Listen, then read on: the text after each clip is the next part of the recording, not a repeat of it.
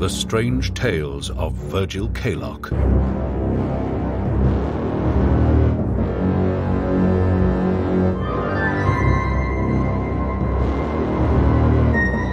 The Beast of Dalby Hall.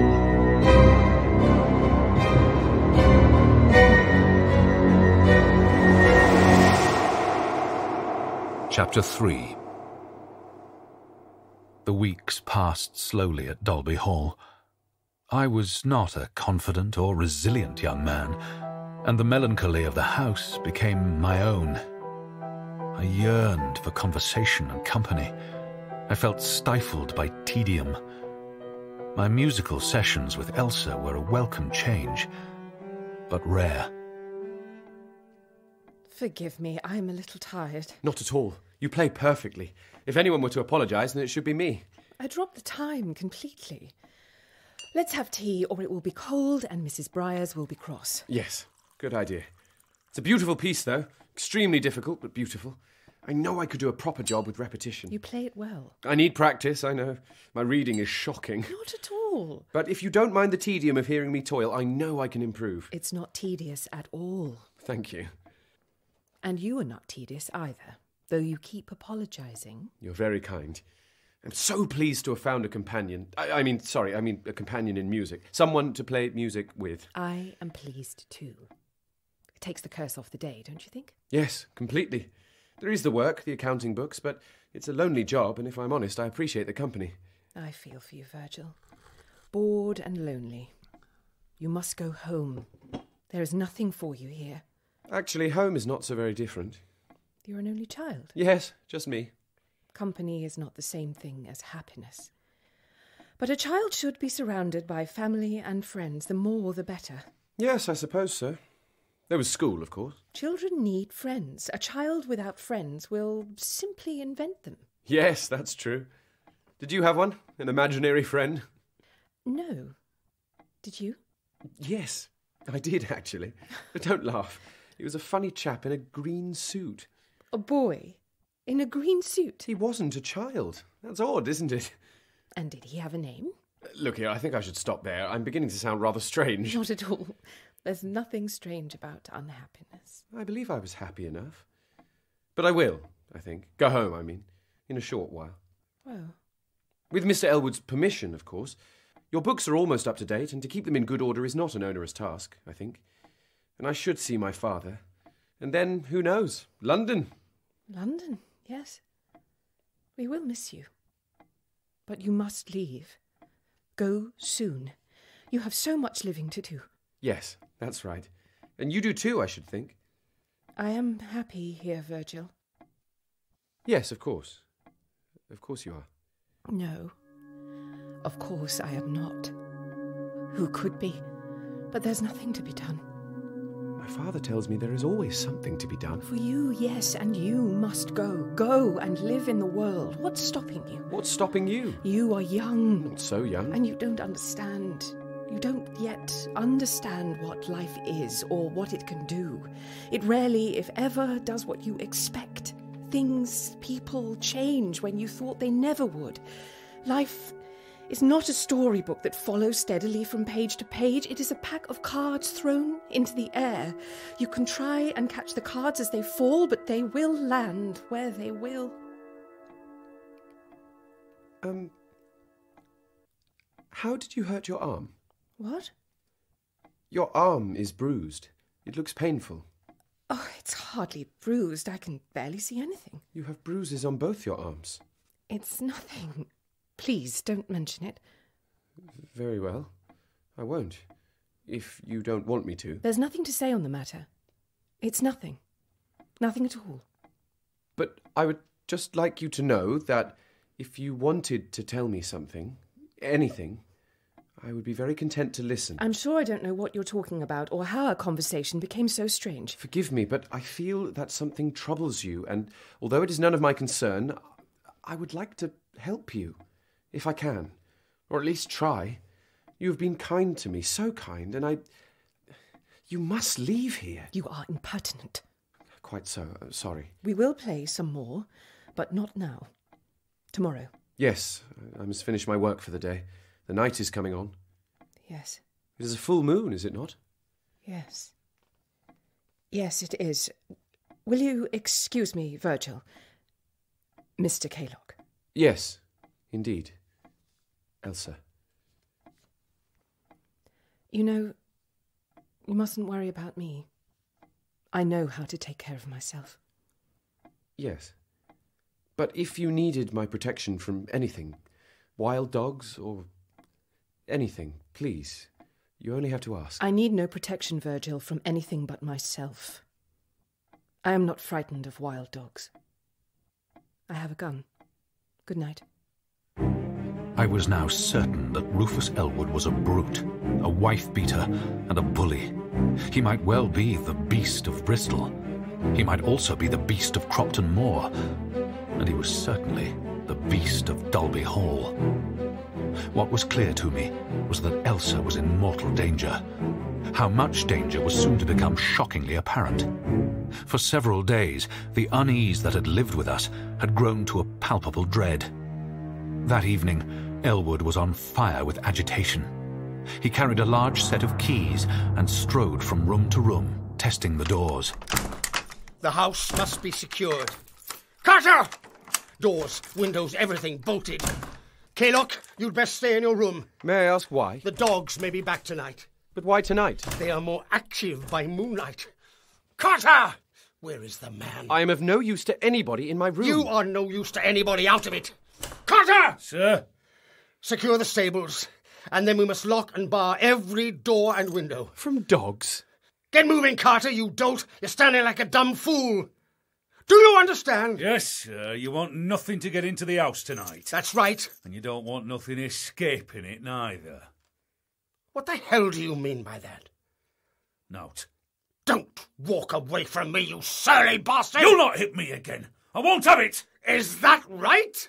If you raise your hands to me, then I'll raise mine to you, and we'll see who comes off the worst. By all the... You pathetic brute! Get out!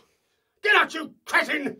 Leave this house! I don't want to see you back here. Get out! I'm going. And I'm pleased to be going. Out of my sight! And you, Kaylock, stay out of my way. I made to obey him and headed out of the room to the hallway, where Mrs. Briars bundled past with a stuffed carpet bag and clutching her herbs like a bouquet of dead flowers. Mrs. Briars, are you leaving? I'm into town, Mr. Kaylock. Mr. Carter's bringing the carriage to the back door. I can't stay here. What? Why not? Oh, you better come too. But you better come now. Come straight away. What on earth for? Because you don't want to stay here tonight. What is going on? We're not safe, Mr. Kaylock. And if you have any sense, you'll get in the carriage and get away from here. You are making no sense, Mrs. Briars. Are you frightened of Mr. Elwood? Is that it? I am frightened of what might happen tonight. And so should you be. Come on, then. We're leaving now. It's a full moon tonight. Are you coming, Mr. Kaylock? I don't understand what a full There's moon... no time for that. We're leaving now. Right now, Mr. Kaylock. Then I will stay, Mrs. Briars. Suit yourself, Mr. Carter.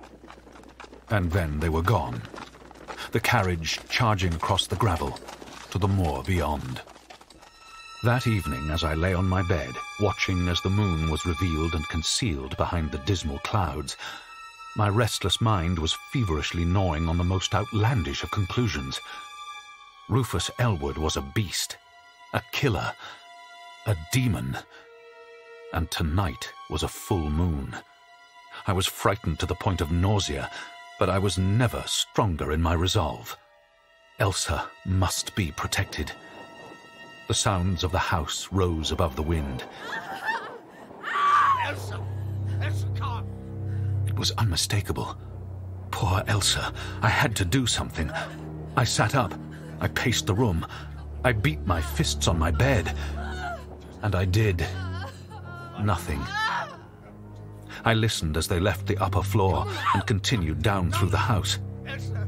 Elsa! Do not fight with me! No, Rufus, please let me go. I can't bear it. Come on! Come on! You will come to no harm! He was dragging her out of the house. I ran to the window. He was pulling her across the driveway. She pulled back, desperate to escape. Her cries tore into me like a scourge, burning me with anger. I threw open the door and hurtled down the stairs, through the main door, and into the night. Elwood! Stop! He was pulling Elsa across the grass towards the gatehouse. Come on! Rufus, no! Don't, please! I must finish this! Take your hands off her, Elwood! What did I intend? What did I expect? I expected him to transform at any moment. I knew that if he did, I would have no chance at all. Kaylock, what the hell are you doing? Go back to the house! I will not. Let her be! He swung open the door and hurled Elsa inside. I jumped at Elwood before he could close the door. Get off me! Leave Elsa alone! We were fighting. To my amazement, I found myself striking at Elwood. He tried to push me aside and close the door on Elsa, but I was determined. He was wrong-footed, and we fell to the ground, flailing punches. I had no chance. He was soon holding me down, and though I struggled with every muscle, I was helpless. You damn fool! I cannot let you hurt Elsa. Enough! Elsa! Elsa? Rufus was off me now, and staring into the darkness of the room. She's gone! He stared down at me on the ground, his face burning with rage. You let her go! Are you mad? Thank God she has got away from you at last. Elsa! She has gone to the moor. Damn you! She's frightened, and I know why. He looked out towards the moor, straining to see in the blackness, and then turned and looked down at me, still prone on the ground. He reached into his pocket and pulled out a revolver. Elwood? No. He checked the gun's chamber. Keep away! Go back to the house, lock the doors, and you may survive this night. I will not. I cannot let you hurt her. Stop, Elwood. I beg you, stop. Get off me! You don't know what you're doing! I know that you were a bully and that you hurt your wife. I know that she is gentle and kind. I know she is scared of you. The whole house is scared of you, of what you are. I know what you are. And what am I? You are insane. A killer. You are a monster. She is not what you think, Kaylock. She is the monster. She is the beast. And I must end this now. Elsa, you are lying. It is you. I know it is you. Give me your gun. It is not my gun. It is Elsa's. Primed with silver bullets. She intended to end herself tonight before she changed into a devil. She would have been safe in this room. God damn you! We all would have been safe if you hadn't blundered in. You are a fool, and now you have killed her. No. It's not true. Oh, my God. Get out of my way! I lay in the doorway, felled by the butt of the revolver. Within minutes I came to with blood trickling down my face. Pulling myself up from the floor, I pushed out into the night and on to Cropton Moor. Elwood! Elwood! I stumbled and fell across the uneven ground. I had no clear direction, just the desperate need to save Elsa, to save her from Rufus, to save her from herself. In no time, I was hopelessly lost. That cry again. It could not be Elsa. I forced myself on in pursuit. Elwood!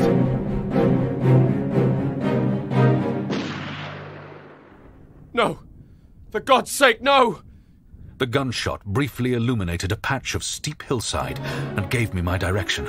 I found myself desperately charging up the slopes of Hawthorne Crag. Elsa!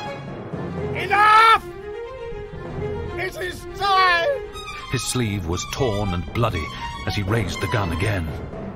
Following his line of vision, I saw her shape, standing still, only yards away, helpless. Elsa! Elsa!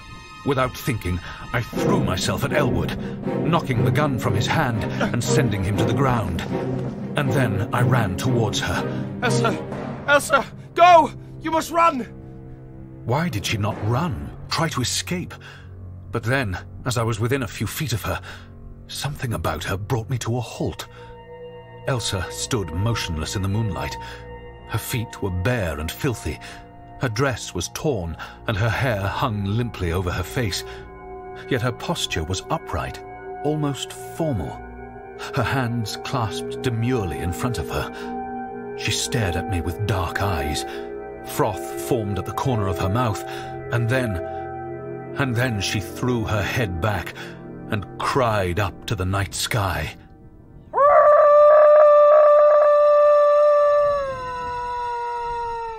A tremor took hold of her, and she began to shake. She looked quizzically down at her body, and then with a grunt fell to the ground, and for a brief moment she lay still. Elsa? A groan, savage and strange, unlike anything I had ever heard, came from her prone form, and she began to move, to writhe. Her movements grew faster until, in a frenzy, she flailed on the ground. She clasped her hands to her stomach, her throat, and then up to cover her face as if in shame. But then, from between her fingers, hair bursting from her face. My God. Fear and revulsion coursed through me. Her back arched, her hands twisted and contorted. The soft, delicate skin now coarse and scabrous, and the hair, the fur engulfing her arms, her body. Her tongue protruded as her face began to warp and buckle and distend with teeth, animal fangs. And then, twisted and misshapen, she slowly rose to her feet. What was this thing? Half human, half animal. Elsa! No, not an animal. A demon. There was nothing of Elsa in this foul monster. She twisted her head to one side as if she found me curious. Her ears fell back, and she squatted onto her 4 legs. A wolf indeed. Elsa, it's me. It's Virgil. Her eyes, cruel eyes, fixed on mine, savage and cold. The steam from her breath caught in the air. Elsa, how could I know? I'm sorry. I didn't flinch. We remained motionless, our gaze locked together. Her eyes seemed to soften, to recognize me, just for a moment. And then she leapt. The bullet hit her head, and she was thrown back in mid-air. The beast, Elsa, twisted in the moonlight as if in a savage dance. She balanced momentarily on the brink of the cliff, then her demonic frame collapsed, and she fell silently over the precipice and into oblivion. Elsa! We found her at the foot of Hawthorn Crag, her pale and perfect skin incandescent in the darkness.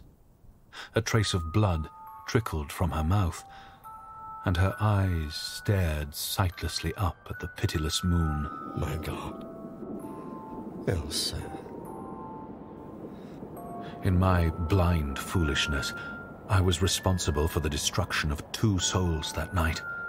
Without my callow interference, Rufus Elwood may have kept his sanity, and Elsa might have lived. The world is full of monsters. There are those that must be destroyed, but there are many more that need to be saved. Some are in the shape of beasts, but most are in the shape of men. By what providence, I know not, but the course of my life has been dedicated to finding them out. I am Virgil Kaylock. Good night.